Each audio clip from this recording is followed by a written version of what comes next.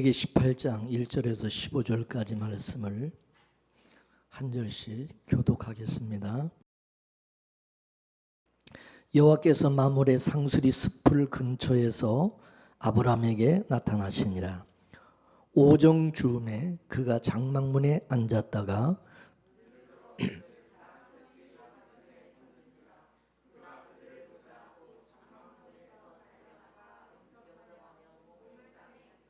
가로되 내 주여 내가 주께 은혜를 입었사오면 원컨대 종을 떠나 지나가지 마옵시고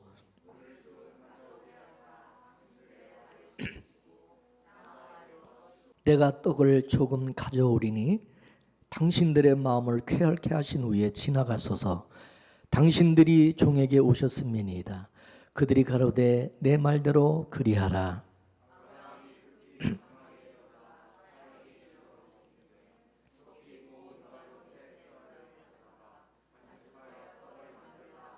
아브라함이 또 짐승떼에 달려가서 기름지고 좋은 송아지를 취하여 하인에게 주니 그가 급히 요리한지라.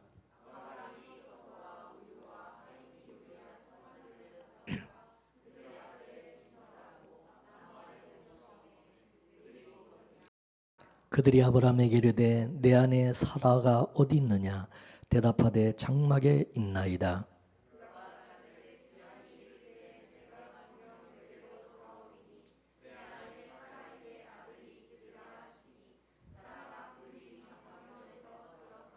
아브람과 사라가 나이 많아 늙었고 사라의 경수는 끊어진지라.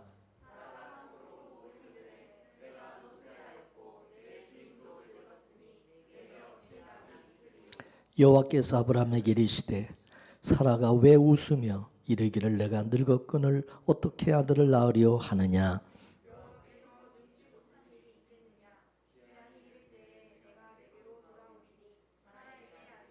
다 같이 사라가 두려워서 승인치 아니하여 가로되 내가 웃지 아니하였나이다. 가라사대 아니라 내가 웃었느니라. 아멘. 할렐루야. 이 세상은 독자적으로 운행되어지는 것이 아니라 하나님의 섭리 가운데 운행되어지고 있습니다.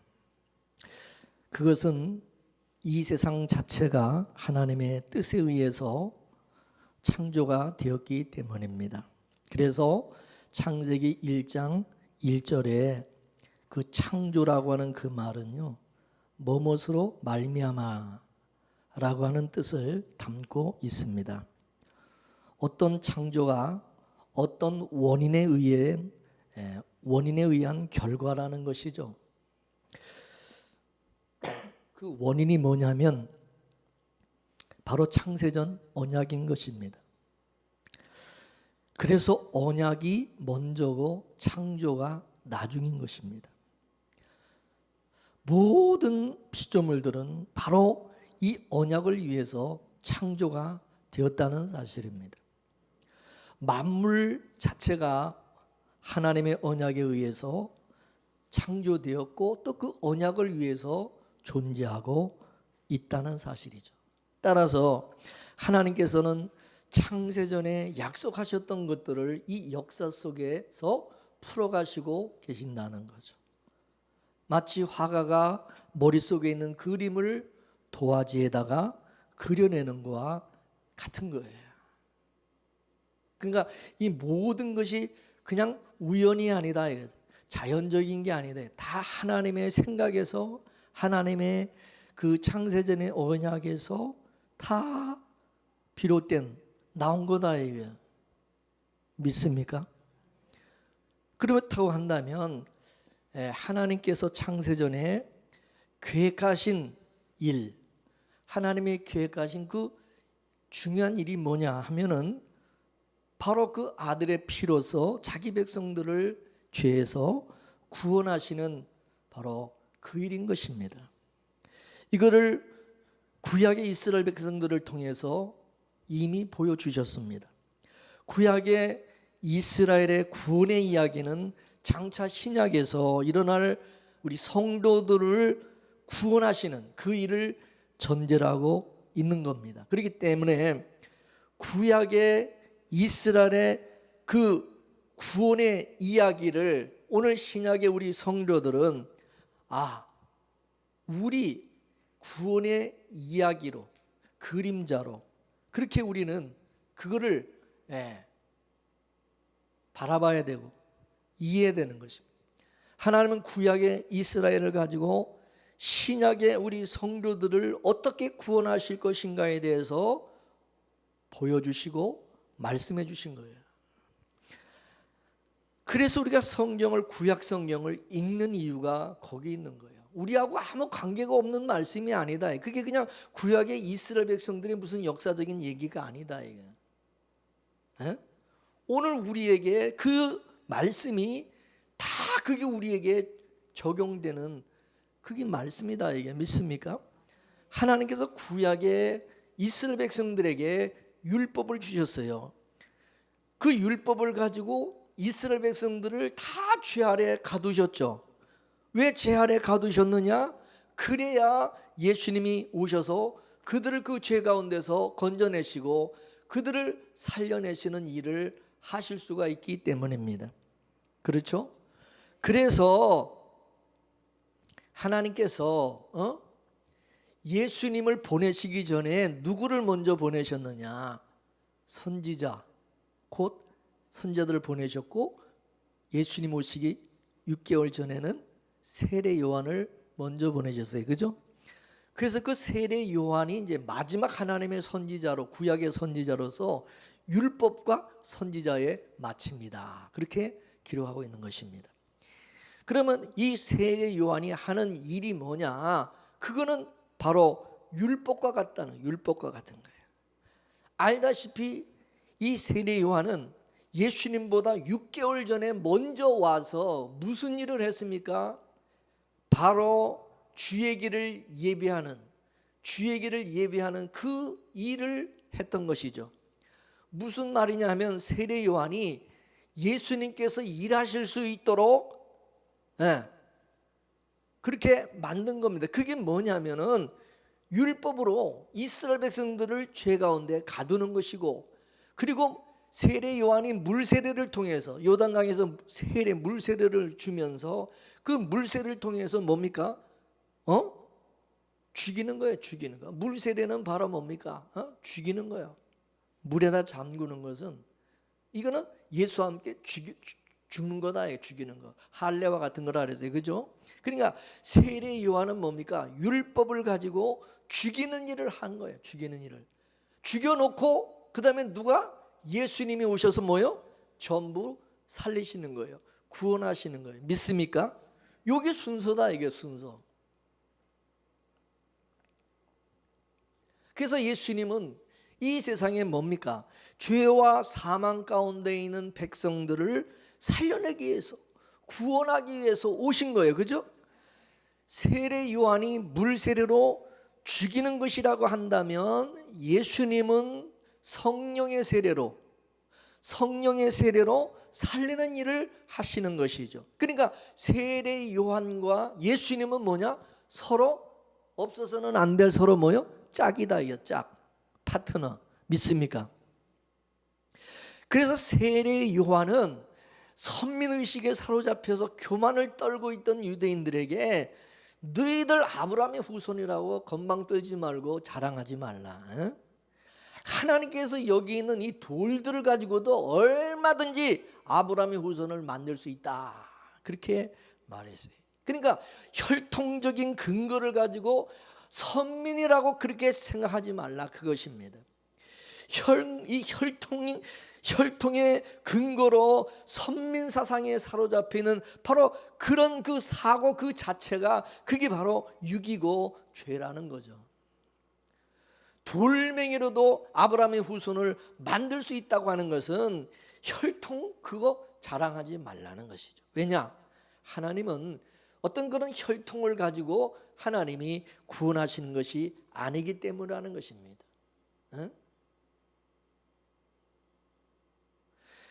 너희들이나 돌멩이나 이방인이나 다 피조물이고 하나님 할 때는 다 똑같은 인간이다. 다 죄 가운데 있는 인간이다. 교만 떨지 말라 이거죠. 너희들은 율법을 통해서 더 철저하게 자기가 죽을 죄인인 것을 깨달아야 되는데 너희들은 오히려 의롭다고 그냥 선민이라고 말입니다. 우리가 건방 떨고 앉았으니까 교만하니까 참 기가 막힌 거죠. 어느 시대고 하나님은요 율법으로 구원하시는 게 아니라 은혜로 구원하시는 것입니다. 구약의 실상도 여러분 하나님께서 아브라함을 부르시고 하나님이 선택을 하신 거예요. 그죠? 아브라함이 자기가 무슨 하나님 앞에 구원해달라고 기도한 적이 있어요? 있어요? 없어요? 갈대아 우르에 있는 아브라함을 하나님이 찾아가셔서 하나님이 택하시고 부르신 거예요. 그죠? 그래 안 그래요? 그러면 구약의 이스라엘의 조상이라고 할 수 있는 아브라함도 그렇게 구원을 받았어요. 그죠? 하나님께 그렇게 구원받았어요. 그렇다면은 아브라함의 후손이라고 하는 이스라엘 백성들도 혈통적인 어떤 그런 근거를 가지고 나면 안 되죠. 은혜로 나와야 되는 거예요. 은혜로. 그죠? 자기 조상 아브라함도 하나님의 은혜로 구원받았으면 자기들도 마찬가지지. 자기 조상이 하나님의 부르심과 선택이라고 하는 은혜로 구원을 받았다면은 이스라엘 백성들도 마찬가지라는 거죠. 그러니까 세례 요한이 그래서 지금 세례 요한이 너희들 지금 착각하고 있다 얘기야. 너희들이 혈통을 자랑하는 그 혈통으로 너희들이 무슨 아브라함의 후손이라고 선민이라고 그렇게 자랑하지 말라는 거죠. 그거는 너희들이 하나님의 은혜를 잊어버리고 있다는 거죠. 하나님의 은혜를. 그 은혜성을 너희들이 지금 훼손하고 있다는 거죠. 그래서 율법과 이 은혜라는 것은 서로 짝이 짝. 지난 시간에 말씀드렸잖아요. 하나님께서 하나님의 은혜를 드러내기 위해서 우리에게 율법을 주셨는 거예요. 율법을. 법이 없으면은 율법이 없으면 우리는 하나님의 은혜를 몰라요. 지가 잘난 줄 아는 거야. 은혜는 반드시 그 반대 성질을 가지고 있는 이 법을 통해서 드러나게 되는 거예요. 은혜가 은혜로. 그래서 율법과 은혜는 마치 지옥과 천국과 같은 것입니다. 천국과 지옥은 반대죠. 전혀 다르죠. 그런데 이게 서로 짝이다. 빛과 어둠과 같이. 그래서 우리가 천국을 알려면 지옥을 알아야 되는 거예요. 지옥을. 죽음과 생명도 마찬가지예요. 왜 생명이 귀하냐? 죽음이 있기 때문에 생명이 귀한 거예요. 죽음이 없으면 사람들이 생명 귀한 줄 몰라요. 그죠? 그냥 그래. 병이 들어야 사람이 건강한 것이 이게 귀한 줄 아는 거예요. 그죠? 병을 알아야.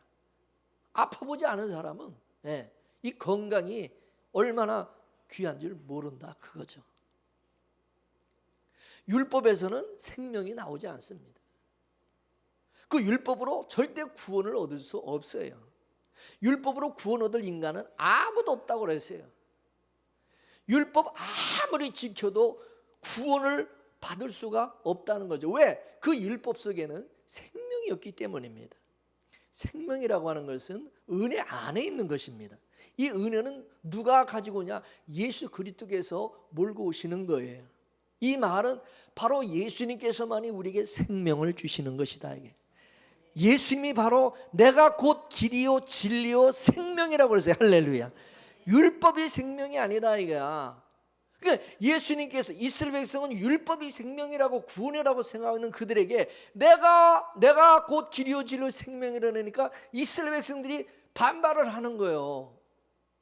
자기들 생각에는 율법이 이게 구원이고 생명이라고 생각하는데 예수님은 오셔서 자기들 생각 정반대로 얘기하니까 그러니까 항상 이 바리새인들과 예수님이 이게 부딪힐 수밖에 없었던 거예요. 이해가 되시죠? 아브라함은 생명이 없습니다. 아브라함에게 뭔 생명이 있어요? 생명은 예수님 속에만 있는 거예요. 그래서 구약의 이스라엘 백성들도요 예수 그리스도를 통해서 구원을 얻는다는 거죠. 그거를 보여준 것이 바로 제사제도죠. 희생의 제사, 번제를 통해서 속죄제사, 화목제사 이런 제사를 통해서 이스라엘 백성들이 구원받는 거잖아요. 그죠? 그들이 사는 거예요. 그걸로. 그 재물이 바로 누구냐? 예수 그리스도라는 거죠. 그죠? 그게 그림자고 상징이에요. 그죠? 이거를 알고 아브라함도 예수님의 때를 보고 즐거워했다고 말씀하고 있는 것입니다. 예수님께서 십자가에 죽으시고 무덤에 들어가셔서 어떻게 하셨어요? 구약의 성도들을 다 끄집어내시고 부활하신 후에 그들을 몽땅 천국으로 데리고 가셨어요. 그래서 예수님이 부활하실 때 무덤이 열리고 죽은 자들이 다 살아났다 그랬어요. 그래서 안 그랬어요? 예수님께서 오셔서 자기 백성들의 죄를 다 짊어지시고 죽으신 거예요. 하나님의 백성, 이스라엘 백성, 구약의 그 백성들 다 그들의 죄를 예수님이 오셔서 다 그걸 짊어지시고 그리고 그들을 구원하시고 살려내신 거예요. 그죠? 그렇습니까? 안 그래요? 그러면 그 전에 구약의 이스라엘 백성들도 예수님이 안 오셨으면, 예수님이 십자가에 죽지 않았으면은 그 사람들 구원 못 받는 거예요. 그죠? 믿습니까? 그래서 하나님께서 이스라엘에게 물어야 될 죄를 대신 예수님에게 물으신 것입니다. 이러면 하나님의 백성들은 전부 다 예수 그리스도 안에서 살아나게 된 것이고 구원과 생명을 얻게 된 것이죠. 그러면 이거를 일컬어서 은혜라고 그러는 거죠. 은혜라. 누구의 은혜? 예수 그리스도의 은혜라 하는 거죠. 그죠? 그러면 이스라엘 백성들은 그 누구보다도 이 예수 그리스도의 은혜가 담겨져 있어야 되는 거예요. 그죠? 그 은혜로 하나님 앞에 나와야 되는 거예요. 율법으로 가지고 나오면 안 되는 거예요. 그죠? 오늘 본문에 보면은 여러분, 여호와 하나님께서 아브라함을 찾아오셨다고 그랬어요. 우리가 아까 불른 찬송가 있죠. 주님 찾아오셨네 모시어 드리세. 우리가 이 찬송을 부를 때에 우리는 본능적으로 내가 주님을 모시어 드려야 되는 것으로 생각하는 거예요. 내가 예수님을 모시고 드려야 되는 걸로 생각하는 거예요. 오히려 그 반대로 주님이 나를 찾아오셨다는 것을 그거를 생각 안 하는 거예요. 내가 주님을 모셔 드리는 것만 생각하는, 그것만 중요하게 여기는 거야. 예수님이 나를 먼저 찾아오신 거에 대해서는 그건 생각 안 하는 거야. 그래 안 그래요? 그래서 주님이 먼저 나를 찾아주신 것이 그게 주어입니다. 우선이에요. 그죠? 그래 안 그래요? 우리는 내가 지금 오늘 구원받은 것이 그게 중요하지만은 성경은 그게 아니라 이미 창세전에 하나님이 너를 예정하시고 미리 너를 정하시고 택하신 것이 그게 우선이라고 말씀해요. 그죠? 우리는 지금 구원받고 의롭다함을 얻은 그 지금 우리는 이게 전부라고 생각하겠지만은, 우리는 그게 중요하겠지만은 하나님은 아니라는 거죠. 너는 우연이라고 하지만, 우리가 찬양해, 너는 우연이라 하지만 하나님은 창세전이라 하시느니라. 너는 순간이라 하지만 하나님은 영원이라 하시느니라. 할렐루야. 우리는 순간 지금 현재 이게 우리는 전부라고 생각하지만, 이게 먼저라고 생각하지만은 하나님이 먼저라는 거죠. 하나님이 먼저. 믿습니까? 그게 은혜라는 거죠. 여러분, 하나님께서 아브라함을 찾아오시자 어떻게 했습니까? 하나님이 보낸 천사들이 지금 아브라함의 집 앞을 지나갑니다. 그냥 지나갈 수도 있어요. 그래 안 그래요? 꼭 아브라함의 집을 찾아가려고 그런 게 아니라 지금 지나가시는 거예요. 지나가시는데 아브라함이 어떻게 했어요? 그때 딱 알아보고 어떻게 했어요? 모셔드렸다 이거. 그죠? 이거는 마치 뭡니까? 좌석이 이렇게 딱 좌석이 지나가면 뭐가 끌려옵니까? 뭐가 와서 붙습니까? 쇠붙이가 와서 탁 달라붙는 거예요. 그죠? 아브라함이 탁 반응을 하는 거예요. 거기 딱 달라붙는 거예요. 하나님께서 자기 백성 이 세상에 마치 자기 백성들을 쇠붙이같이 그렇게 두신 거예요. 근데 하나님께서 오시자 쇠붙이들이 자동으로 탁 붙는 것처럼 탁 이끌림을 받는 거예요. 예수님께서 인간의 몸을 입고 이 세상에, 하나님께서, 예수님 성자 하나님이죠. 인간의 몸을 입고 이 세상에 딱 오셨을 때에 하나님의 백성들이 알아보고 탁탁탁탁 와 달라붙는 거예요. 이끌림을 받는 거예요. 예수님을 영접하고 믿는 거예요. 뭔 말인지 아시죠? 그렇기 때문에 여러분, 우리 보고 예수님을 영접하십시오, 예수 영접하십시오, 그러라는 얘기가 아닌 것입니다. 그래서 여러분, 우리가 뭐 복음 전하고 영접하세요, 영접 기도 막 시켜서 막 강제로 영접하세요, 예수님 막 영접하세요. 근데 웃기고 있는, 그게 우리가 무슨 뭐 영접 막 시킨다고 해서 그게 영접이 되는 겁니까? 영접 그 자체가, 그러면은 내가 예수님을 영접한 것이 그게 내 실력이 되는 거예요. 내 실력으로, 그죠? 내 행위죠. 영접도 내가 하는 게 아닙니다. 하나님이 하게 하시는 거예요, 그죠? 예수님이 찾아오면, 예수님이 복음을 전하면 택한 하나님의 백성들은 와서 탁탁 붙는다고요. 주의 음성을 알아듣고 믿고 받아들고 예수님을 따르게 되어 있어요, 그죠? 여러분, 예수님이 12 제자들을 부르실 때 보세요. 그냥 너 나를 따르라 그러면 그냥 그 말 한마디 안 하고 딴 생각 안 하고 무조건 따르잖아요. 다 버리고. 그래 안 그래요? 그거 이상하지 않습니까? 아, 사람이 따르라 그런다고 그 생각도 없이 뭐 이렇게 그렇게 막 따른다는 게, 그게 여러분, 그게 쉬운 일입니까? 사람이. 그래서 인간이 참 복잡하다고요. 내가 계산해보고 생각해보고 뭐 여러 가지 뭐 정황을 이렇게 보고 고려해보고 뭐 어떻게 결정을 하든지 하는 거 아닙니까? 근데 그냥 제자들은 말입니다, 그냥 예수님이 너 나를 따르라 그러면 다 버리고 그냥 예수님 따르는 거예요. 직업도 버리고 그물과 배도 버리고 가족도 버리고 그냥 예수님 따르는 것이 희한하지 않습니까? 할렐루야. 그래 안 그래요? 우리가 다른 사람을 무슨 뭐 영접을 내가 막 강제로 시켜서 그 사람들이 예수 믿게 만드는 것도 아니고, 내가 복음을 열심히 막 어떻게 막 해가지고 그 끝 다 꼬셔가지고 어떻게 그 사람 예수 믿게 만드는 것도 아니란 말입니다. 믿을 사람은요, 예수 믿을 사람은요, 그냥 이렇게 말씀 복음 전하면 와서 탁탁 붙게 돼 있습니다. 할렐루야. 그래서 로마서에서 뭐라 그랬느냐? 따라하십시오. 믿음으로 믿음에 이른다.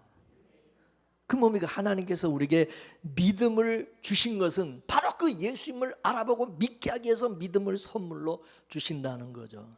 그래서 하나님이 자기 백성들에게는 믿음을 선물로 주신 거예요. 왜냐하면 하나님께서 자기 백성들을 위해서 그 아들을 이 세상에 보내는데, 그 백성들이 그 아들을 알아봐야 될 거 아니에요. 예수는 하나님의 아들을 알아보고 영접을 해야 되는데, 못 알아보면 어떻게, 못 알아보면. 근데 하나님께서 그걸 알아보도록 하기 위해서 믿음을 선물로 주신 거다 이거죠. 그래서 하나님께서 주신 그 믿음이 예수님을 알아보고 영접하게 하는 겁니다. 할렐루야. 이 믿음을 아무에게나 주는 게 아니라는 거죠. 여러분, 예수 아무나 믿는 게 아닙니다, 여러분. 이렇게 되면은 우리가 예수님을 영접한 게 뭐 내 실력으로 내가 영접한 게, 내가 믿고 싶어서 믿은 게 아니고, 내가 무슨 교회 나가고 싶다고 나가고 말고 싶으면 말고 그런 게 아니라는 거예요. 예수님이 우리에게 믿음을 주신 사람은요, 믿음을 하나님이 주신 사람은요, 예수님이 부인이 안 돼. 예수를 안 믿을 수가 없어. 뭔 말인지 아시죠? 그냥 좌석에 가서 그냥 끌려가듯이 그냥 끌려가서 탁 붙게 돼 있다니까요. 그냥 끌려가는 거야. 여러분, 아브라함을 하나님께서 끌고 가신 거지, 하나님이 끌어내가지고 끌고 가신 것이지, 아브라함 자기가 무슨 자발적으로 뭐 예수님을 뭐 따라갔습니까? 하나님 쫓아갔어요? 아브라함도 하나님께서 거의 강제, 그죠? 끌어내가지고. 오늘 저와 여러분도 마찬가지예요. 하나님께서 저와 여러분들에게 믿음을 주셔서 그냥 와서 그냥 믿음이 그냥 하나님을, 예수 그리스도를 알아보고 믿고 따르게 만드는 거야. 안 따를 수가 없는 거예요. 안 믿을 수가 없는 거예요. 그래 안 그래요? 믿지 말라고, 예수 믿지 말라고 아무리 협박을 해도요, 하나님의 믿음을 주신 사람은 죽어도 믿습니다. 죽어도 순교하는 거예요. 할렐루야. 근데 자기 실력으로 예수 믿고 자기가 자기 의지로 교회를 나오고 예수 믿는다고 하는 사람들은요, 뭔가 사건이 터지면, 뭔가 일이 있으면 안 믿어. 중간에 그만둬 버려. 교회 안 나와. 그 사람은 애초부터 하나님 믿음을 주신 것이 아니에요. 이해가 되시죠? 반드시 믿음으로 믿음에 이르게 되어 있습니다. 그래서 아브라함이 새 천사를 영접한 것이 자기 실력이 아니라, 아브라함의 실력이 아니라 하나님께서 아브라함에게 이미 믿음을 주신 거예요. 그죠? 믿음이 그렇게 한 거예요. 그래서 찾아오신 그 주님, 그것을 우리가 그 음성을 알아보고 우리도 예수님 우리 안에 나의 구주로 영접하게 된 거죠. 모셔드린 거죠. 그럼 하나님께서 왜 하나님께서 아브라함을 찾아오셨습니까? 왜 아브라함을 찾아오셨습니까? 하나님께서 아브라함을 택하셨고 아브라함에게 하나님이 약속을 하셨기 때문에 그 언약을 지키기 위해서 오신 거죠. 그래서 아브라함은 하나님의 언약을 그려내는 도화지와 같은 거죠. 도화지, 아브라함은. 언약의 주체는 하나님이시지 아브라함이 아닙니다. 그렇기 때문에 그 언약을 이루시는 분도 누구냐? 아브라함이 아니라 하나님인 것입니다. 믿습니까? 아브라함은 그냥 하나님이 하시는 대로 끌려갈 뿐입니다. 따라서 언약을 이루는 데 있어서, 하나님의 언약을 이루는 데 있어서 아브라함의 가능성이 있으면 안 되는 것입니다. 아브라함이 자기가 뭘 이렇게 했다, 내가 하나님의 언약을 이렇게 이루었다, 내가 이렇게, 그런 게 있으면 안 되는 것입니다. 그래서 하나님께서 아브라함의 가능성을 죽이시기 위해서 아브라함에게 할례를 행하신 겁니다. 믿습니까? 할례는 바로 아브라함을 죽이는 겁니다. 아브라함을 가능성을 없애버리는 거예요. 넌 죽은 자다. 너는 할 수 없다. 네 스스로는 넌 할 수 있는 게, 넌 죽은 자다. 그래서 아브라함의 이름을 아브라함에게서 아브라함으로 바꿔주신 거예요. 그죠? 너는 죽은 자라는 것을 알려주기 위해서. 네 옛사람은 너는 죽었어. 지금 네가 사는 이 아브라함은 너는 이제 믿음으로 사는 자다. 하나님이 새 사람이죠. 그리스도 안에서. 그래서 하나님은 죽은 자를 살리는 방식으로 일을 하십니다. 그래서 아브라함을 죽이시고 아브라함으로 만들어 놓으신 겁니다. 그러면 이제 아브라함은 자기가 죽은 자이기 때문에 할례를 받은 사람이잖아요. 그죠? 그러면 나대지 말고 설치지 말고 가만히 있어야 되는 거예요. 그죠? 우리도 마찬가지죠. 세례가 뭡니까? 세례는 예수 그리스도와 함께 우리가 장사 지낸 바 된 거라 그랬어요. 그죠? 세례를 받고 우리는 다 장사 지냈어요. 죽었다. 무덤 속에 장사를 지낸 거예요. 그러면은 장사 지낸 사람은, 무덤 속에 있는 사람은 어떻게 돼요? 설쳐야 돼요. 나대야 돼요. 가만히 있어야 돼요. 예? 가만히 있어야 되죠. 죽은 자가 지가 막 살아나가지고 막 그냥 돌아다니고 설칠 수 있어요? 죽은 자가? 죽은 자는 가만히 있는 거예요. 누가 살려냅니까? 때가 되면 하나님께서 살려내시는 거죠. 무덤 속에 있는 자가 주의 음성을 들을 때가 오나니 그때 그 듣는 자는 다 살아나리라. 그래서 한 거랬어요. 때가 되면 하나님이 살려내는 거야. 그럼 누가 살리느냐? 하나님이 살려요. 근데 하나님의 택한 그 죽은 자들은요, 다 하나님의 음성을 알아듣는다는, 주의 음성을. 일어나라 그러면, 나사로야 나와라 그러면은 무덤 속에 있는 나사로가 그 예수님 무덤 밖에서 예수님이 부르는 그 소리를 어떻게 알아듣고 그 무덤 문을 열고 기어 나온다는 거예요. 할렐루야. 그 참 신기한 거죠. 그죠? 여러분, 성경에 그렇게 돼 있어요, 안 돼 있어요? 그럼 지가 아무 때나 막 살아나서 막 무덤에서 지가 나오고 싶을 때 막 나왔습니까? 아브라함이 지가 나오고 싶을 때 막 나와서 돌아다녔어요? 아니요. 나사로는 죽은 상태에서 무덤에 장사 지내져 있어요. 그죠? 근데 누가 찾아갔어요? 예수님이 무덤 앞에 찾아가셔서 나사로야 나오너라. 그러니까 그냥 살아서 나오는 거예요. 그죠? 아무 때나 막 나오는 게 아니라 하나님이 살려냈을 때 그때 나오는 거야. 뭔 말인지 아시죠? 이제 저와 여러분들은 예수 그리스도 안에서 우리가 정말 세례를 받고 우리가 죽은 자라고 한다면 하나님 앞에서 나대지 말라는 거예요. 설치지 말라는 거예요. 자꾸 자기가 뭘 하겠다고 뭐 자기 생각으로 자기가 무슨 다 계획해서 막 자기가 뭐 때와 기한을 자기가 다 정해가지고 자기가 막 하려고 그러면 그건 아직 죽은 자가 아니라, 이거 뭔 말인지 아시죠? 우리는 그냥 답답해도, 세상 사람들이 볼 때는 참 답답해. 이 대책도 없고 이거는. 우리는 그냥 주님이 때를 기다리는 거예요. 그냥 가만히 있는 거예요. 주님의 때를, 주님이 찾아오셔서 주님이 말씀하시고 하나님께서 우리에게 일하시고 역사하실 때까지 우리는 믿고 믿음으로 그냥 가만히 있어야 되는 거예요. 그래 안 그래요? 근데 세상 사람들이 봤을 때는 이 빙신 등신 아니요? 아니 어떻게 그게 사람이 가만히 그렇게 있느냐는 거예요. 믿음이 없는 사람은 이해가 안 되지만 우리는 믿음이 있어요. 할렐루야. 뭐에 대한 믿음? 하나님의 믿음이 있기 때문에 그 믿음으로 주님을 지면 하나님이 역사하실 때를 기다리고 있는 거예요. 하나님이 찾아오실 때를 기다리고 있는 거예요. 그래 안 그래요? 이게 믿음의 사람이요. 근데 오늘날 믿음의 사람들이라는 사람들이 지가 살아나가지고 지가 막 설치고 돌아다니면서 그냥 그게 또 하나님의 일이라고, 하나님의 역사라고 또 그냥 또 사기치고 있어요. 무슨 자기가 다 해놓고서네. 그게 무슨 믿음으로 한 거예요. 자기가 다 했지. 그래 안 그래요? 한번 생각해 보세요.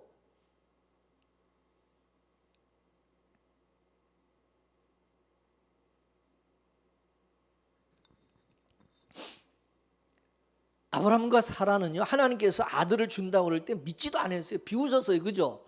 그런데도 하나님께서 그럼에도 불구하고 아들을 주셨어요? 안 주셨어요? 주셨어요. 아브라함과 사라의 불신과 비웃음과 상관없이 하나님께서 그냥 줘버린 거야. 이거는 우리에게 참 위로가 된다 이거죠. 하나님이 우리에게 심어준 구원에는 그 언약, 구원의 약속은요, 우리 죄와 우리 행위와 상관이 없다는 거죠.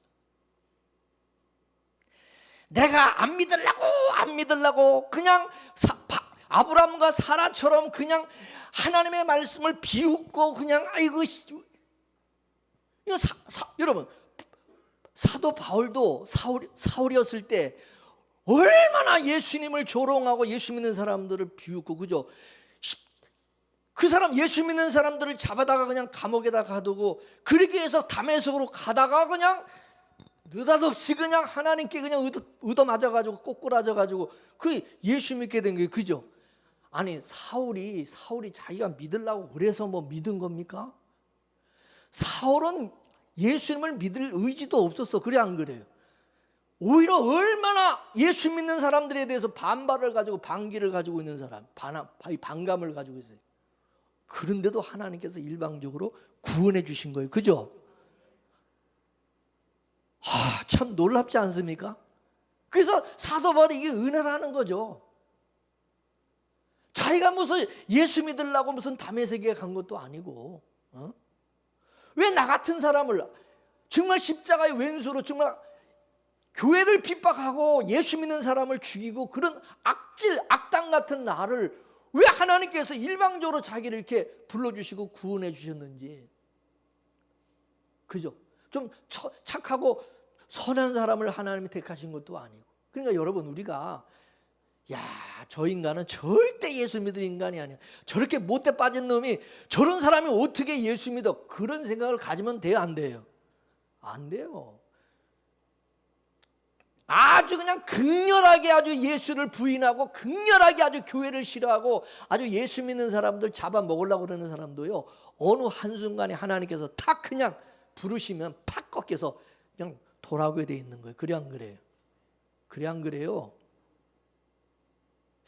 우리가 볼 때 저 사람 좀 가능성이 있다, 저 사람 예수 믿을 가능성이, 근데요 알고 보면 그런 사람들이 되게 찔기고요, 되게 예수 안 믿어요. 오히려 그런 사람들. 근데 오히려 진짜 예수 안 믿을 것 같은 사람이 어느 날 갑자기 그냥 싹 바뀌는 경우가 얼마나 많은지 몰라요. 그래 안 그래? 구원이라고 하는 것은 우리의 불신과 행위와 상관없이 하나님께서 약속하신 하나님의 백성들에게 그냥 믿음을 주셔서 그냥 탁 하나님이 부르시는데, 그거는 불강력적인 은혜라는 거예요. 그래서 할렐루야. 우리가 그걸 어떻게 거절하고 그걸 어떻게 부인할 수가 없다는 거예요. 난 싫습니다. 나는 안 믿습니다. 이게 안 된다는 거예요. 믿습니까? 그래서 아브라함과 사라에게도 아브라함과 사라가 하나님의 말씀을 믿지도 않고 비웃고 그럼에도 불구하고 하나님의 약속대로 그냥 아들을 주신 거예요. 그죠? 그럼 그 아들은 아브라함과 사라의 행위가 아니라 하나님의 은혜로 주신 거예요. 그래 안 그래요? 은혜로 태어난 그 이삭과 그 아들 야곱, 그 밑에 그 12지파들 전부 다 뭐로 살아가는 사람들이 알고 보면 다 은혜로 사는 사람들. 그죠? 은혜로 태어나 하나님의 은혜로 난 이삭이고 그 아들 야곱, 또 야곱의 12아들 12지파 다 이스라엘. 그럼 다 그 사람들 은혜 계통이죠. 은혜 계열. 할렐루야. 은혜 계열이죠. 은혜 계열. 그죠? 은혜 반열이죠. 은혜 계열.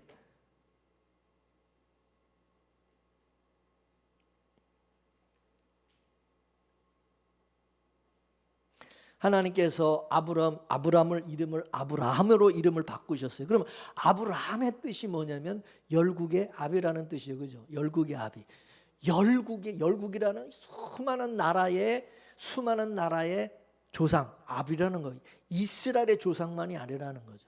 그러면 열국의 아비를 이름을 그렇게 바꿔 주신 것은 그거는 뭡니까?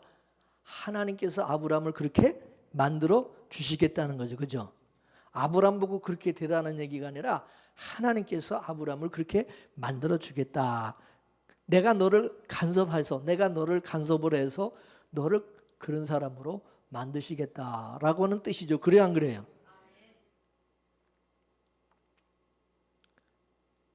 그래서 아브라함은 지금 모든 전 세계에 믿는 자들의 뭐가 되는 겁니까? 조상이 된 거예요. 그죠? 이스라엘의 조상만이 아니라 오늘 믿음의 조상 아브라함이 된 거예요. 믿음의 조상. 그래서 뭐 우리의 조상도 아브라함이죠. 그죠? 그럼 우리 다 믿음의 조상이니까 그냥 그래요. 그 열국의 아비가 된 거예요. 하나님 그렇게 만드셨어요. 그죠? 약속을 이루어가신 누가 이루어가시냐 그렇게 하나님이 이루어가시죠. 그 참 감사하죠. 그죠? 우리 참 하나님이 그 엄청나고 놀라운 그런 약속을 받았어요. 이게 축복이에요. 이걸 복이라고 여겨야 되는데 우리는 그런 걸 복이라고 생각 안 하죠. 뭐 돈 많이 주면 이제 그게 복이고, 뭐 건강하게 오래 잘 살고 잘 먹고 잘 사는 게 그게 복이라고 생각하니까 참 진짜 복이 뭔지를 모르는 거죠. 자, 오늘 본문 10절에서 15절까지 말씀을 다 같이 한번 다시 읽습니다. 시작. 그가 가라사대 기한이 이를 때에 내가 정녕 내게로 돌아오리니 내 아내 사라에게 아들이 있으리라 하시니 사라가 그 뒤 장막문에서 들었더라. 아브람과 사라가 나이 많아 늙었고 사라의 경수는 끊어졌는지라. 사라가 속으로 웃고 이르되 내가 노쇠하였고 내 주인도 늙었으니 내가 어찌 낙이 있으리요. 여호와께서 아브라함에게 이르시되 사라가 왜 웃으며 이르기를 내가 늙었거늘 어떻게 아들을 낳으려 하느냐. 여호와께 능치 못할 일이 있겠느냐. 기한이 이를 때 내가 내게로 돌아오리니 사라에게 아들이 있으리라. 사라가 두려워서 승인치 아니하여 가로되 내가 웃지 아니했나이다. 가라사대 아니라 내가 웃었느니라. 아멘. 하나님께서 때와 기한이 되면은 내가 정녕 반드시 내가 너에게 돌아오겠다. 그죠? 그때 내 아내에게 아들이 생기게 될 것이다. 아들이 있을 것이다는 거죠. 내가 돌아올 때. 그랬더니 사라가 그 말을 듣고 피식 웃었어. 그래서 너는 왜 비웃는데? 내가 못할 줄 아느냐? 기한이 이르면 때와 기한이 이르면 반드시 내가 돌아와서 아들을 낳게 해주실 거다. 따라서 사라가 아들을 낳았다. 그럼 아들을 낳았다 하면은 그게 사라가 낳은 아들입니까? 여호와 하나님이 낳으신 아들입니까? 그게 하나님이 낳으신 거죠. 사라가 낳은 게 아닙니다. 자기는 낳을 수 없다는 것을 알고 있어요. 자기 뱃속에 하나님이 아이를 잉태케 해주셨고 그리고 그 아이를 그 늙은 나이에 낳게 해주신 것도 그것도 하나님이 낳으신 것이지 그게 자기가 낳은 게 아니라. 그래서 예수님도 누구에서 났어요? 동정녀 마리아에게서 났어요. 그죠? 예. 이렇게 하나님의 아들은 이렇게 낮은다는 거예요. 하나님의 아들은, 하나님의 약속의 아들. 그래서 우리는 성령으로 거듭나야 된다고 말씀하신 것도 거기 있는 거예요. 그죠? 바울은 갈라디아서에서 이것을 아주 정확하게 말하고 있습니다. 자, 갈라디아서 3장 16절 말씀을 보겠습니다. 시작. 이 약속들은 아브람과 그 자손에게 하신 말씀인데 여럿을 가리켜서 그 자손이라 하지 아니하고 오직 한 사람을 가리켜서 내 자손이라 하였으니 곧 누구요? 그리스도라는. 하나님이 약속의 아들은요, 예수 그리스도가 하나님의 약속의 아들이라는 거예요. 그러니까 아브라함이 난 그 이삭이 약속의 아들이잖아요. 그 이삭은 알고 보면 그리스도라. 이게 예수 그리스도, 영적으로 보면 예수 그리스도, 그 이삭이 약속의 아들 믿습니까? 그러니까 아브라함의 후손이 이삭이 아니라 그가 바로 그리스도라는 것을 사도 바울이 가르쳐 주는 거예요. 이스라엘 백성들에게. 니들이 생각하는 믿음의 조상 그 이삭이 그게 그리스도라는 거예요. 그게 믿습니까? 그래서 하나님께서 아브라함에게 찾아와서 아들을 주겠다고 하는 그 언약을 이루어 가시는데 그 방법이 창조의 방식으로 이루어 가시는 것입니다. 그 이제 창조의 방식으로 그것이 이루어지려면 사라에게는 가능성이 없어야 돼요. 불가능으로 있어야 되죠. 완전히 사라의 몸이 죽은 몸의 상태로 있을 때에 하나님이 오셔서 창조의 역사를 하시는 거예요. 그래서 사라는 경수가 끊어진 지 오래였기 때문에 자기는 절대 아기를 낳을 수 없다. 그렇게 말을 했어요. 자기도. 그런데 그런 자신의 몸에서 아기를 낳은 것은 하나님이 하신 일이지 사라 자기가 한 것이 아니라는 거죠. 그래서 하나님께서 17장에서 아브라함에게 할례 언약을 맺고 이름도 바꿔주신 것은 이제부터 하나님이 아브라함의 인생에 대해서 이제 하나님이 간섭하시고 하나님이 너를 통해서 일하실 것이다 라는 것을 보여준 겁니다.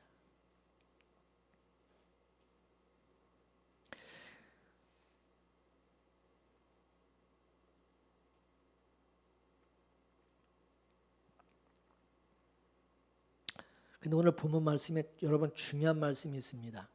하나님께서 아브라함을 찾아오실 때 어떤 모습으로 찾아왔느냐는 어떤 모습으로 찾아왔습니까? 예? 예? 나그네로 찾아오셨어요. 뭐로? 나그네로. 누가? 하나님이 나그네로 찾아오셨어요. 이거는 장차 이 땅에 나그네로 오실 분을 예표하고 있는 것입니다. 구약은 그림자고 신약은 실체라고 말씀드렸어요. 여호와께서 나그네로 아브라함을 찾아오신 것은 장차 오실 여호와도 장차 오실 메시아도 바로 이 땅에 나그네의 모습으로 오실 것이다 라고 하는 것을 보여준 거예요. 기가 막히죠. 여러분 나그네라고 하는 의미 자체가 뭡니까? 이 세상에 속한 것이 아니라 저 세상 밖의 사람이라는 뜻이요. 그죠? 하늘에 속한 사람이 이 세상에 오실 때는 나그네로 오는 거예요. 나그네로 찾아오신 거예요. 믿습니까? 예수님께서 제자들을 둘씩 파송을 보낼 때에 나그네로 보냈어요. 제자들을 나그네로. 너희들은 먹고 마시고 입을 것을 가지고 가지 말라 그랬어요. 그런 거 가지고 가지 말라 그랬어요. 하나님께서 다 먹여주시고 입혀주시고 마시게 해줄 그런 사람을 만나게 해줄 것이라는 거죠. 만나게 해줄 거다. 그렇기 때문에 너희들은 그 믿음으로 그냥 가라는 거예요. 믿음으로 가라는 거예요. 그러니까 제자들이 그래서 그 믿음으로 그냥 진짜 아무것도 안 가지고 그냥 갔어요. 갔는데 진짜 제자들을 영접하는 사람들이 있었어요, 없었어요? 그 제자들을 영접하는 사람들이 있는 것입니다. 그러면 예수님이 뭐라 했어요? 너희들을 영접을 하면 그 집에 유숙하면서 하늘의 평안과 복을 빌어주라는 거예요. 그죠? 이처럼 하나님께서 제자들을 파송하면서 제자들을 영접할 사람들을 이미 다 예비해 놓은 거예요. 준비시켜 놓은 거예요. 그죠? 그래서 하나님이 예비한 그 사람들과 제자들을 서로 만나게 해주신 거예요. 그죠? 그래 안 그래요? 이게요 우연 같지만은 이미 하나님께서 이 제자들과 이 사람들을 이미 이렇게 다 정해놔서 이게 만나게 이미 다 그렇게 설정해 놓으신 거예요. 그죠? 마치 롯과 두 천사가 만나는 것처럼, 라합과 두 정탐꾼이 만나는 것처럼, 베드로와 이방인이었던 고넬료가 만나는 것처럼 그렇게 하나님을 만나게 하신 거예요. 그래서 하나님을 만나게 하여서 그 구원의 복음을, 그 구원의 소식을 듣게 하신 것입니다. 우리 성도와의 만남도 똑같아요. 우리 성도와의 만남도 하나님께서 만나게 해주신 겁니다. 믿습니까? 우리가 원해서 만나는 게 아니에요. 우리가 원해서 복음 안에서 만난 거예요. 우리가. 여러분, 우리가 오다 가다 그냥 만난 거예요? 예? 우리의 만남은 우연이 아니에요. 그죠? 하나님께서 찾아오셨을 때 나그네 모습으로 오셨어요. 나그네 모습으로. 근데 그 찾아오신 시간이 언제 오셨다 그래요? 성경 오늘 보면 몇 시에 오셨다 그래요? 언제? 시간, 때가 언제예요? 정오라 그랬어요. 그죠? 정오면 몇 시입니까? 예? 낮 12시. 야, 12시. 여러분, 성지순례 가신 분들은 아시겠지만 팔레스티나는 지역에는 낮 12시면은 어떤 시간입니까? 가장 덥고 뜨거운 시간입니다. 그죠? 그래서 오전 11시부터 오후 3시까지 엄청나게 뜨겁고 무덥기 때문에 이 시간에 다 가게 문을 닫아버립니다. 실제로 그 시간에 철판에다 달걀을 이렇게 터뜨리면 계란 후라이가 될 정도로. 그래서 그 시간에는 일을 안 하고요. 다 낮잠 잡니다. 낮잠 자는 시간입니다. 근데 아브라함은요, 그 가장 뜨거운 그 시간에, 잠자야 될 시간에 잠 안 자고 뭐 하고 있습니까? 장마문 앞에 나와서 누군가를 기다리고 있어요. 그래 안 그래요? 그래 안 그래요?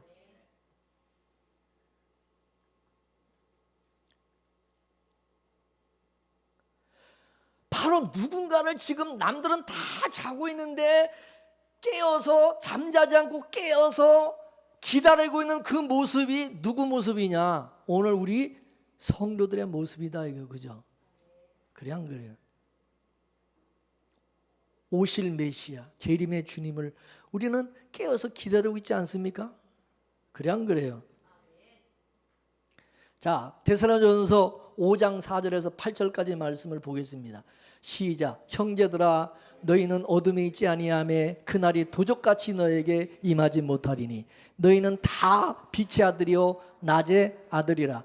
우리가 밤이나 어둠에 속하지 아니하나니 그러므로 우리는 다른 이들과 같이 자지 말고 오직 깨어 근신할지라. 자는 자들은 밤에 자고 취하는 자들은 밤에 취하되 우리는 낮에 속하였으니 근신하여 믿음과 사랑의 흉배를 붙이고 구원의 소망의 투구를 쓰자. 할렐루야. 이게 바로 나그네의 삶이라는 거예요. 나그네의 삶. 여호와께서도 나그네로 오시는데 자기 백성들도 나그네로 있는 겁니다. 하나님의 언약을 받은 자기 백성들은 이 땅에서 나그네 모습으로 살아가고 있는 겁니다.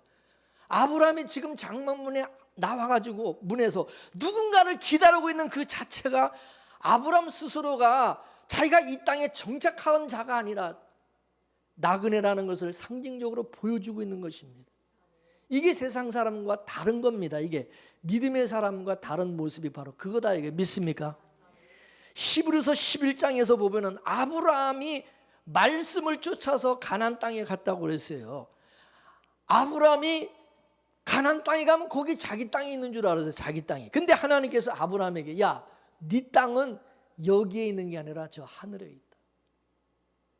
믿음이 그래서 아브라함의 눈을 열어서 그래서 하늘에 하나님이 예비한 한 성을 바라보게 하셨다고 그랬어요. 그래서 아브라함이 거기서 가나안 땅에서 나그네로 장막 생활을 했다고 그렇게 말씀하고 있어요. 그 히브리서 11장이에요. 그죠? 근데 아브라함이 돈 주고 산 땅이 유일하게 하나 있어요. 뭔 땅이죠? 막벨라 굴이죠. 그죠? 왜 그 땅을 샀습니까? 살 집을 거기다가 짓기 위해서 산 거예요? 무덤으로 쓰려고 산 거예요? 무덤으로 쓰려고 돈 주고 산 것은 딱 막벨라 굴 하나입니다. 가나안 땅에서. 그래 안 그래요? 아브라함이 아무리 부자고 돈이 많고 거부지만은요 땅에 집착하지 않고 이 세상의 가나안 땅에 대한 집착이 아니라 하늘의 유업을 바라보고 나그네처럼 사는 것입니다.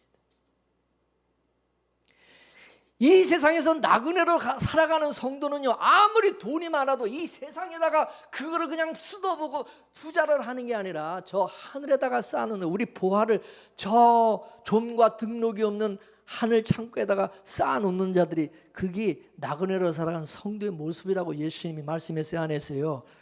예? 이 세상에 속한 사람은 이 땅을, 이 세상의 땅이라도 한 평 더 우리가 사가지고 더 가지려고, 이 세상에 더 많은 것을 가지려고 투자하지만은, 거기다가 근데 하나님은 나그네로 사는 성도는 아브라함과 같이 저기다가 하나님의 나라 천국을 바라보고 거기다가 투자한다. 거기다 사는, 그걸 바라보고 산다는 거죠. 아브라함은 지금은 나그네가 나그네를 기다리고 있는 것입니다. 이거를 유유상종이라고 그러는 것입니다.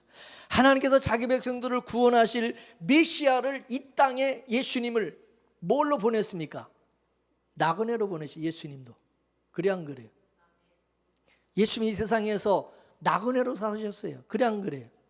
그 증거가 뭡니까? 예수님이 말씀했죠. 자, 마태복음 8장 20절 다 같이 있습니다. 마태복음 8장 20절 시작. 예수께서 이르시되 여우도 굴이 있고 공중의 새도 거처가 있으되 오직 인자는 머리 둘 곳이 없다 하시니라. 할렐루야. 예수님도 나그네이기 때문에 이 땅에다 무슨 뭐 집 짓고 뭐 땅 사가지고 뭐 이렇게 그런 게 없다 얘기야. 나는 어디 머리 둘 곳이 없다는 거야. 뭐 내가 거처할 집도 없고. 나그네라는 얘기는 다 나그네. 이 나그네를 누가 알아보느냐? 이 땅의 하늘 나그네들이 알아보는 겁니다. 그 나그네를 믿습니까? 그래서 나그네가 나그네를 영접하는 것입니다. 하나님께서 자기 백성들을 이 땅에 나그네 모습으로 두신 겁니다. 이 세상에 정착하지 아니하고 언제든지 떠날 사람들, 언제든지 주님이 오라 하시면 떠날 그릇, 언제든지 주님이 재림하시면 모든 거 우리는 다 버리고 주님 따라갈 그런 준비를 하면서 살아가는 거죠. 그죠?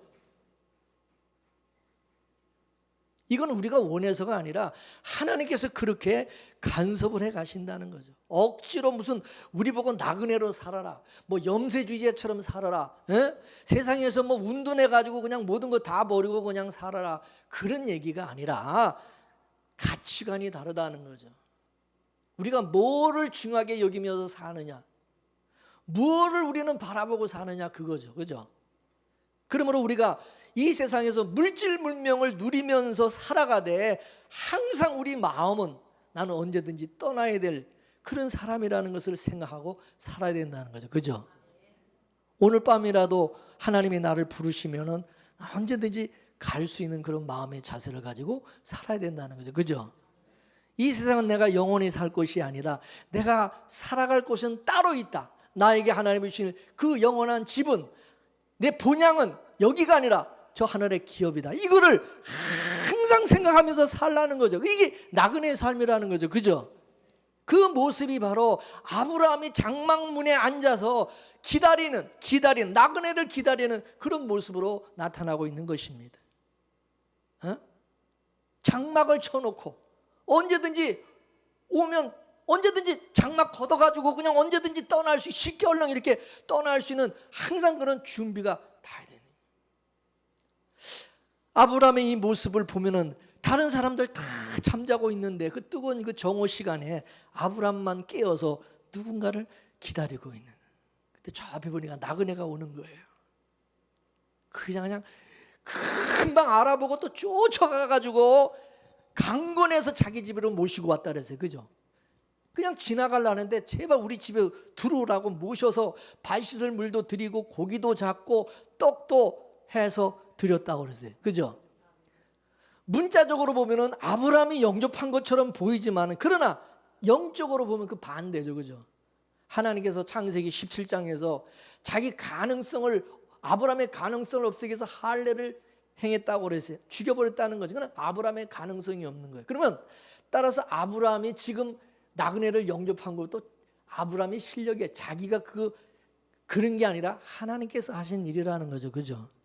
그거는 아브라함 스스로의 어떤 그 가능성으로 될 일이 아니라는, 하나님께서 그렇게 만드셨다는 거죠. 간섭을 하셨다는 거죠. 그죠?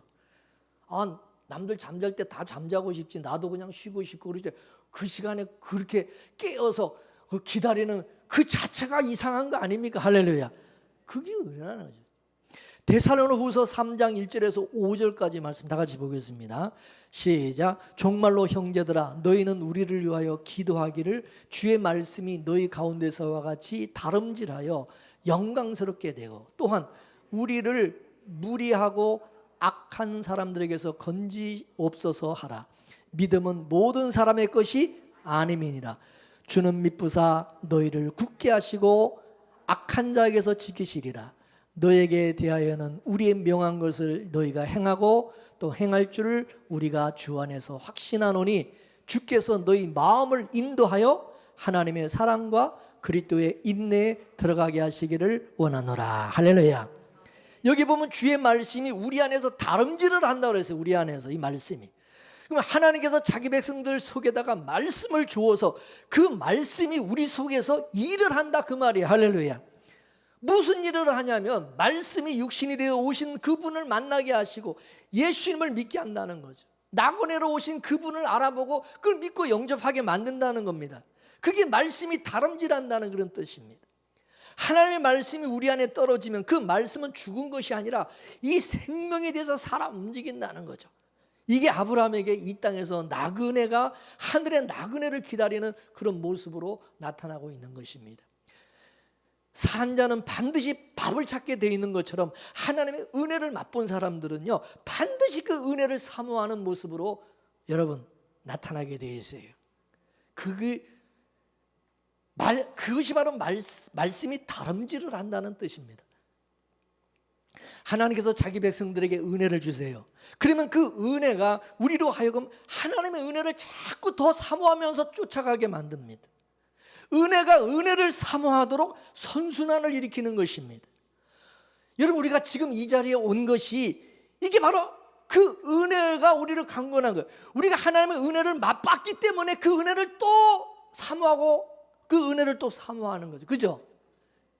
그 은혜를 맛보지 않은 사람들은 몰라요. 이 은혜가 뭔지, 이 감동, 이 기쁨이 뭔지를 모른다. 그죠? 그래 안 그래요? 그렇기 때문에 이것은 우리 실력이 아니라 이게 뭡니까? 하나님이 하신 일이라는 거죠. 그래서 하나님께서 먼저 우리에게 은혜와 사랑을 주셨어요. 그 은혜와 사랑을 맛본 사람은 그 은혜의 맛과 그 사랑이 어떤 건지 알아요. 여기 딱 입력이 됐어요. 그죠? 그걸 맛봤기 때문에, 경험했기 때문에. 그죠? 그래서 그 은혜와 사랑을 다시 갈구하게 돼 있어요. 그래 안 그래요? 저도 어릴 때고 우리 엄마가 해준 그 음식, 그게 여기 각인이 돼가지고 가끔은 그게 생각이 나는 거예요. 그 맛을 좀 맛보고 싶은, 그게 맛을 봤기 때문에. 그래 안 그래? 그게요, 사람의 그게 딱 뇌에 그게 그 맛이 이게 다 기억되어 있는 거예요. 그냥 우리가 하나님의 은혜와 사랑을 맛본 사람은요, 그걸 자꾸 사모하게 됐다. 그죠? 그래서 내가 은혜를 받게 되면요, 그 은혜가 나로 하여금 가만히 있게 안 만듭니다. 가만히 있게 안 해요. 자꾸 더 은혜 자리로 나가게 하고 찾아가게 만드는 것입니다.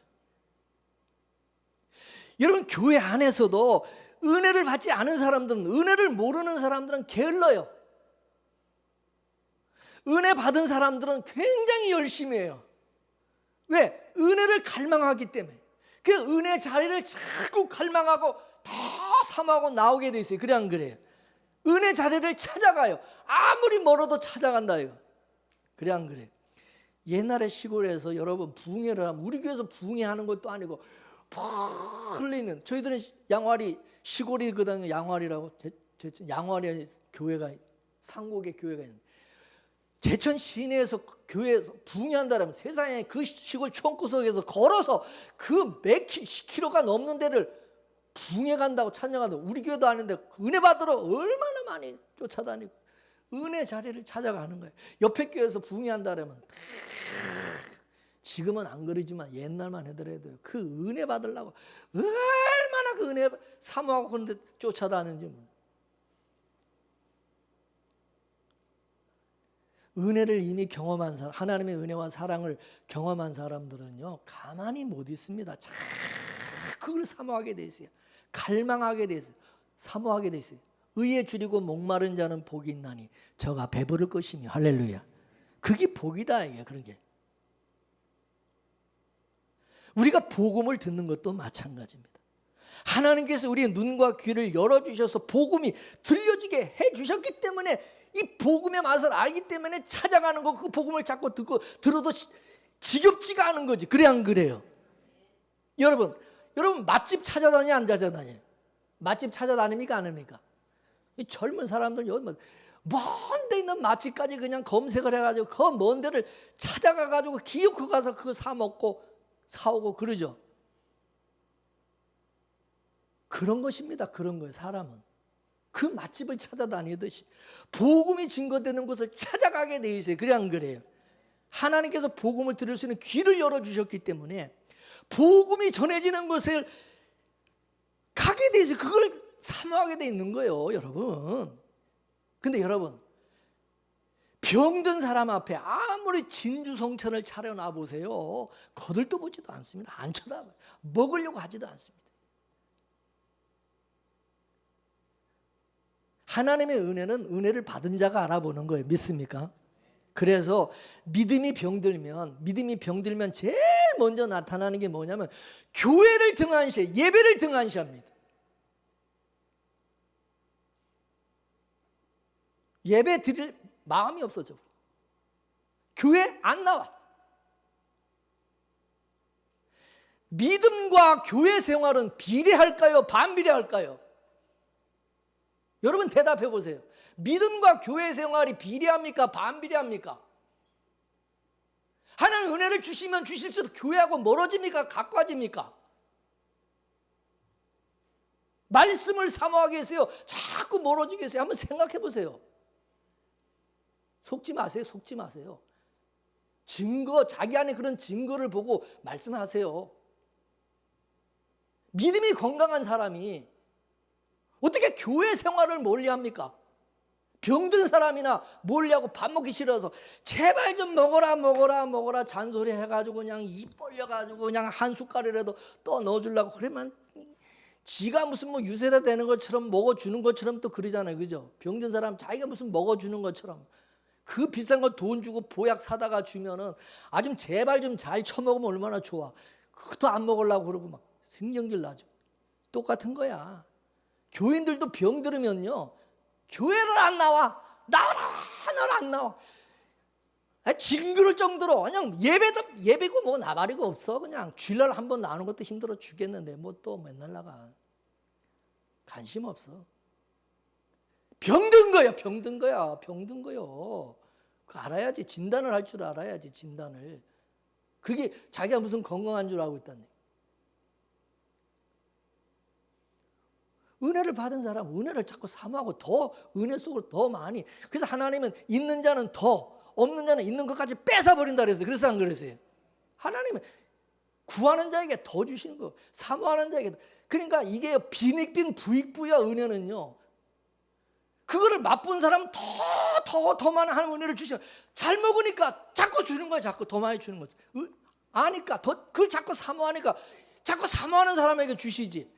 먹기 싫어하는 사람 주고 싶은 만 요만 거 있어요? 여러분 똑같은 음식을 주더라도 잘 먹는 사람에게 자꾸 주고 싶지, 안 먹고 자꾸 투덜거리는 사람한테 주고 싶으냐고. 그러니까 있는 사람은 자꾸 그래. 그래서 새끼를 낳아도 짐승도요 잘 먹는 놈은 지 혼자 자꾸 먹어서 살이 부둥부둥 쪄가고 잘 자라는데 건강하게. 아주 약한 놈은 빙글 주인은 저놈이 좀 많이 먹었으면 좋겠네. 그놈은 자꾸 안 먹고 그래가지고 더 찌질이 들어가가지고 또 그것까지도 옆에 있는 놈이 자꾸 뺏어 먹으니까 더 살찌고 더 튼튼해지고. 그래 안 그래요?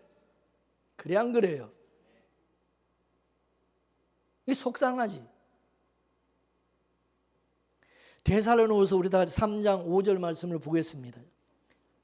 데살로니가서 3장 5절 다 같이 시작. 주께서 너희 마음을 인도하여 하나님의 사랑과 그리스도의 인내에 들어가게 하시기를 원하노라. 할렐루야. 하나님의 말씀이 우리 안에서 다름질하게 되면 그 말씀이 어디로 끌고 가느냐? 우리를 어디로 그 말씀이 끌고 가느냐? 주께서 우리 마음을 인도해서 하나님을 사랑하게 만들고 그리스도의 인내에 들어가게 만든다는 것입니다. 그 말씀이. 이게 무슨 말이냐? 믿음이 우리 안에서 하나님의 사랑을 쫓아가게 한다는 거예요. 은혜가 하나님이신 말씀이 예수 그리스도를 쫓아가게 돼 있고 그 은혜를 사모하게 돼 있고 믿습니까? 지금 아브라함의 지금 사건이 바로 그 얘기를 얘기하는 겁니다.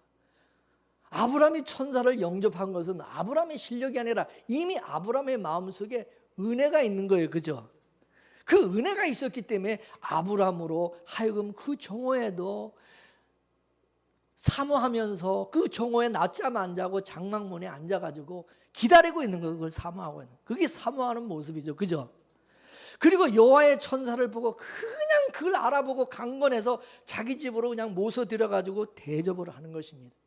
그리고 천사는 또 그 아브라함의 그런 믿음을 보시고 아브라함의 아이를 사라 속에 임신을 시켜준 것입니다. 이것은 하나님의 은혜가 아니면 안 되는 것이죠.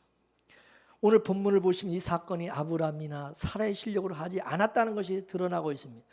천사를 영접해 놓고 여호와께서 또 아들을 준다고 그러니까 또 그걸 비웃는 모습이 나타나고 있어요. 만약에 아브라함과 사라가 자기 실력으로 만일에 기다렸다고 한다면 아들을 준다는 때 할렐루야 아멘 또 이렇게 반응을 해야 되는데 지금 하나님 뭐 농담하십니까? 그러고 있어요.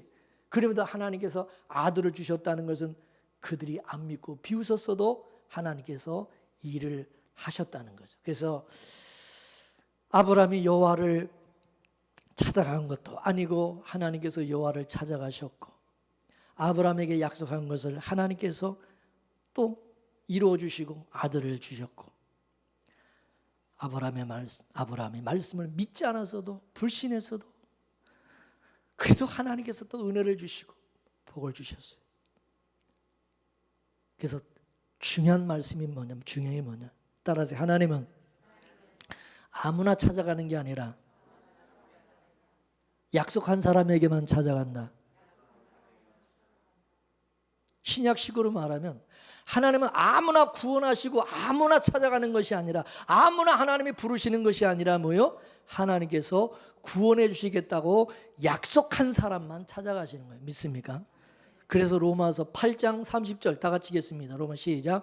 또 미리 정하신 그들을 또한 부르시고 부르신 그들을 또한 의롭다 하시고 의롭다 하신 그들을 또한 영화롭게 하시는. 할렐루야. 아무나 하나님께서 의롭다 하시고 영화롭게 아니라 이미 미리 정하신 자들을 찾아가신. 믿습니까?